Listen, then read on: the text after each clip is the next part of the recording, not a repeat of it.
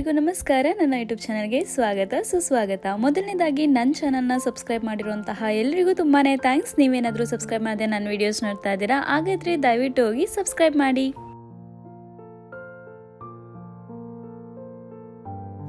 ಏನಪ್ಪ ಇದು video ಸ್ಟಾರ್ಟಿಂಗಲ್ಲೇ ಮೌಂಟೈನು road ಇದೆಲ್ಲ ತೋರಿಸ್ತಿದ್ದೀನಿ ಅಂತ ಅನ್ಕೋತಾ ಇದ್ದೀರಾ? ಹೌದು, ಇವತ್ತು ನಾನು ನಿಮ್ಮನ್ನೆಲ್ಲ ಕರ್ಕೊಂಡು ಹೋಗ್ತಾ ಇರೋವಂಥ ಪ್ಲೇಸ್ ಬಂದು ಬ್ಯೂಟಿಫುಲ್ ಆಗಿರುವಂತಹ ಮೌಂಟೇನ್. ನನಗಂತೂ ಓಷನ್ ಅಂದರೆ ತುಂಬ ಇಷ್ಟ, ಬಟ್ ಮೌಂಟೇನ್ಸ್ ಅಂದರೆ ಅಷ್ಟಕ್ಕಷ್ಟೇ. ಬಟ್ ಈ ಮೌಂಟೇನ್ ನೋಡಿದ್ಮೇಲೆ ಯಾರು ತಾನೇ ಫಿದಾ ಆಗಲ್ಲ. ನಿಜವಾಗ್ಲೂ ನಾನಂತೂ ಮೌಂಟೇನ್ ಫ್ಯಾನ್ ಆಗಿಬಿಟ್ಟಿದ್ದೀನಿ ಇವಾಗಂತೂ ಈ ಪ್ಲೇಸ್ ನೋಡಿದ್ಮೇಲೆ. ಅದ್ರ ಜೊತೆಗೆ ಆ ಮೌಂಟೇನಿಂದ ಸನ್ಸೆಟ್ ಕಾಣಿಸುತ್ತಂತೆ.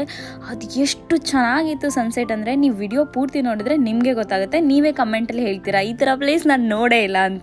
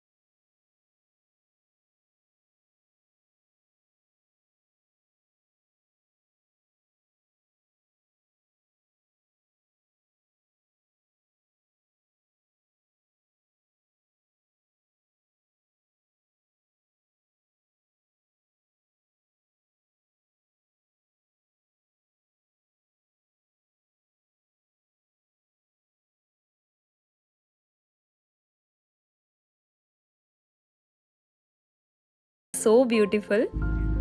ಈ ಪ್ಲೇಸ್ ಹೆಸರು ಬಂದು ಸಿಯರಾ ವಿಸ್ತಾ ಓಪನ್ ಸ್ಪೇಸ್ ಪ್ರಿಸರ್ವ್ ಅಂತ. ಸೊ ಇಲ್ಲಿಗೆ ತುಂಬ ದೂರದಿಂದ ಜನ ಬರ್ತಾರೆ. ಬಂದು ನೈಟೆಲ್ಲ ಇದ್ಬಿಟ್ಟು ಅವರು ನೈಟ್ವರೆಗೂ ಇದ್ಬಿಟ್ಟು ಸನ್ಸೆಟ್ ನೋಡ್ಕೊಂಡು ಹೋಗ್ತಾರೆ. ಅಷ್ಟು ಬ್ಯೂಟಿಫುಲ್ ಆಗಿರುವಂತಹ ಸನ್ಸೆಟ್ ಇಲ್ಲಿಂದ ತುಂಬಾ ಚೆನ್ನಾಗಿ ಕಾಣುತ್ತೆ.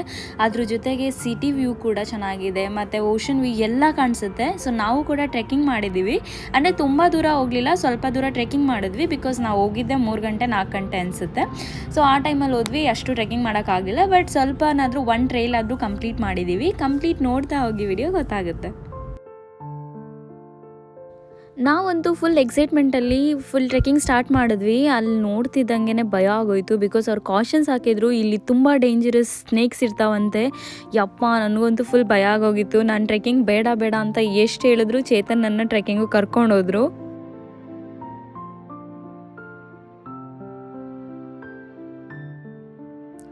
ಅಂತೂ ಇಂತೂ ಧೈರ್ಯ ಮಾಡಿಬಿಟ್ಟು ಟ್ರೆಕ್ಕಿಂಗ್ ಏನೋ ಸ್ಟಾರ್ಟ್ ಮಾಡಿದ್ವಿ. ಬಟ್ ಅಲ್ಲಿ ಹೋಗೋ ದಾರಿನಲ್ಲಿ ಎಲ್ಲೇ ನೋಡಿದ್ರು ಹುತ್ತು ಥರ ಇದೆ. ನನಗಂತೂ ಎಷ್ಟು ಭಯ ಆಗ್ತಿತ್ತಂದರೆ, ಯಾವ ಬಿಲ್ಲದಿಂದ ಯಾವ್ದು ಹಾವು ಬರುತ್ತಪ್ಪ ಅಂತ ಫುಲ್ ಎದ್ರುಕೊಂಬಿಟ್ಟಿದ್ದೆ ನಾನು. ಅಷ್ಟು ಭಯ ಆಗ್ತಿತ್ತು. ಸೊ ನಾವು ಅದಕ್ಕೆ ಅಲ್ಲಿ ಒಬ್ಬರು ಇದ್ದರು, ಯಾರಂತಾರೆ ಅದನ್ನ ಸೆಕ್ಯೂರಿಟಿ ಥರ ಇರ್ತಾರಲ್ವ, ಅವ್ರನ್ನ ಹೋಗಿ ಕರೆದು ಕೇಳಿದ್ವಿ. ಅವ್ರು ನಮಗೆ ಸ್ವಲ್ಪ ಧೈರ್ಯ ಕೊಟ್ಟರು.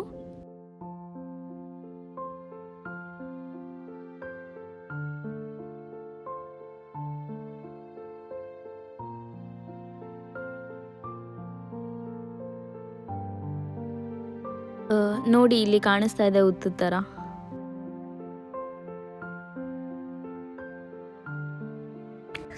ಅಯ್ಯಪ್ಪ ಚೇತನ್, ನೀ ಇಷ್ಟೊಂದು ಹೆದರ್ಕೊಳ್ಳೋದು ಏನೋ ಕರ್ಕೊಂಬಂದೆ ನನ್ನ.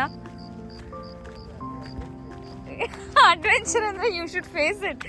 You are not suppose to run. Trekking start ಮಾಡಬೇಕಾದ್ರಂತೂ ಫುಲ್ ಧೈರ್ಯವಾಗಿದ್ರು ಚೇತನ್. ನನಗೆ ಹೇಳ್ತಾ ಇದ್ರು we should try this adventurous ಆಗಿರುತ್ತೆ, ಅಡ್ವೆಂಚರ್ ಟ್ರೈ ಮಾಡ್ಬೇಕಂತ ಎಲ್ಲ ಹೇಳ್ತಾ ಇದ್ರು. ಸೊ ನಾವು ಟ್ರೆಕ್ಕಿಂಗ್ ಸ್ಟಾರ್ಟ್ ಮಾಡಿ ಸ್ವಲ್ಪ ದೂರ ಆದಮೇಲೆ ಒಂದು 2-3 ಕಡೆ ಹಾವು ಹೋಗಿದ್ದು ಸೌಂಡ್ ಬಂತು ನಮಗೆ.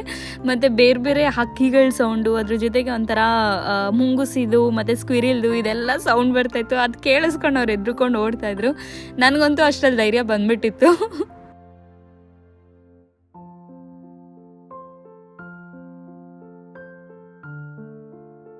ಪ್ಲೇಸ್ ನೋಡಿ ಹೇಗಿದೆ ಅಂತ. ಫುಲ್ ಮಸ್ತಾಗಿದೆ, ಬಟ್ ತುಂಬ ಭಯ ಆಗ್ತಿದೆ. ಡೇಂಜರಸ್ ಸ್ನೇಕ್ಸ್ ಇದೆಯಂತೆ ಇಲ್ಲಿ. ಯಾರೂ ಇಲ್ಲ ಅಲ್ಲಿ. ಓಡಲೇ ಆವಾಜ್ ಮಾಡಿದ್ರೇ ಬರೋದದು.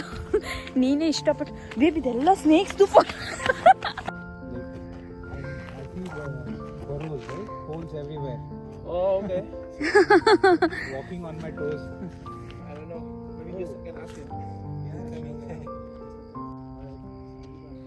ಇವರೇ ನೋಡಿ ಸೆಕ್ಯೂರಿಟಿ. ಸೊ ಅವ್ರು ಬಂದಾದ್ಮೇಲೆ ನಮಗೆ ಹೇಳಿದ್ರು, ಎಕ್ಸ್ಪ್ಲೇನ್ ಮಾಡಿದ್ರು ಯಾವ ಕಡೆ ಜಾಸ್ತಿ ಸ್ನೇಕ್ಸ್ ಇದೆ, ಯಾವ ಕಡೆ ಇಲ್ಲ, ಯಾವ ಪ್ಲೇಸ್ ಸೇಫ್, ನಾವು ಹೇಗೆ ಹೋಗ್ಬೇಕಂತೆಲ್ಲ ಹೇಳಿದ್ರು.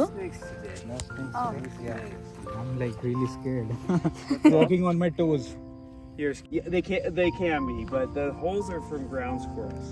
Oh, ground squirrels. Yeah, but they realize they're not all snake. Oh, I see. And then, if you're more worried, this side has been, the grass has been cut down. Mm-hmm. So if you went that way, it wouldn't be as tight. And I just came that way. The snakes are, there wasn't any snakes, but you know, when you give your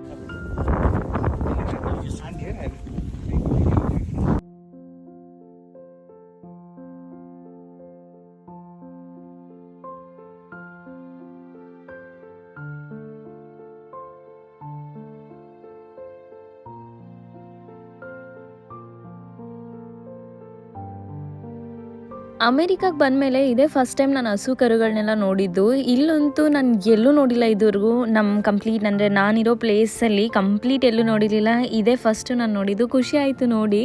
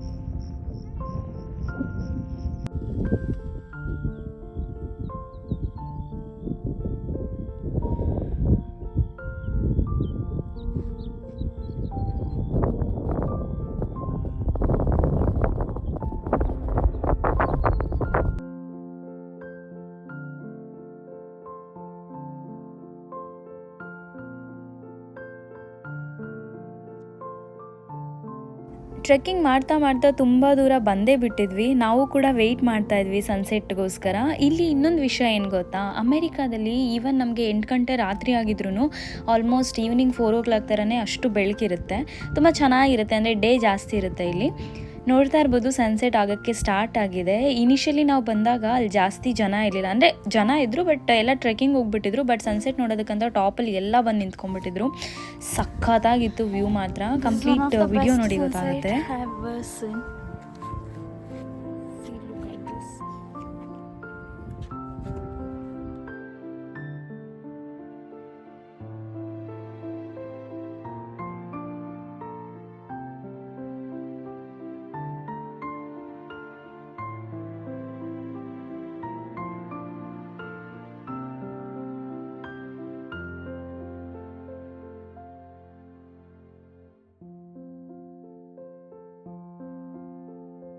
ನಾನು ಅವಾಗಲಿಂದ ಹೇಳ್ತೀನಲ್ವ, sunset ನೋಡಿ ಹೇಗೆ ಕಾಣಿಸ್ತಿದೆ ಅಂತ.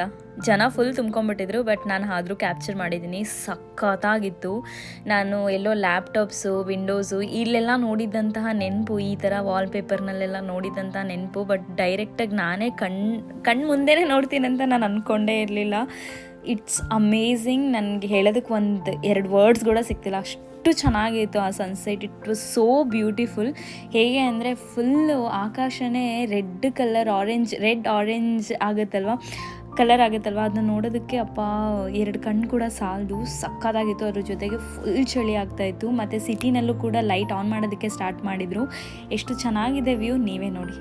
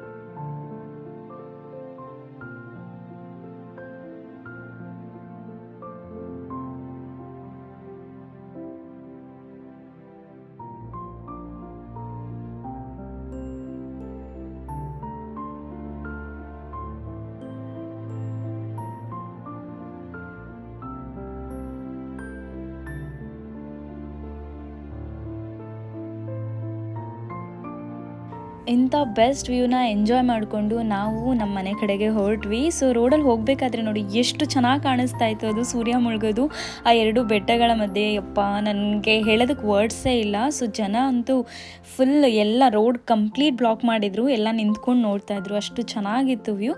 So ನಿಮ್ಗೇನಾದರೂ ಈ video ಇಷ್ಟ ಆಗಿದ್ರೆ like ಮಾಡಿ, ಶೇರ್ ಮಾಡಿ, ಸಬ್ಸ್ಕ್ರೈಬ್ ಮಾಡಿ. ಮತ್ತಷ್ಟು ವಿಡಿಯೋಗೋಸ್ಕರ ನನ್ನ ಚಾನಲ್ನ ಸಬ್ಸ್ಕ್ರೈಬ್ ಮಾಡಿ. ಮತ್ತು ನಾನು ನೆಕ್ಸ್ಟ್ ಟೈಮ್ ವಿಡಿಯೋ ಅಪ್ಲೋಡ್ ಮಾಡಿದಾಗ ನೋಟಿಫಿಕೇಷನ್ ಬರಬೇಕಂದ್ರೆ ಬೆಲ್ ಐಕಾನ್ ಇದೆಯಲ್ಲ, ಅಲ್ಲಿ ಹೋಗಿ ಪ್ರೆಸ್ ಮಾಡಿ. ಎಲ್ರಿಗೂ ಧನ್ಯವಾದಗಳು.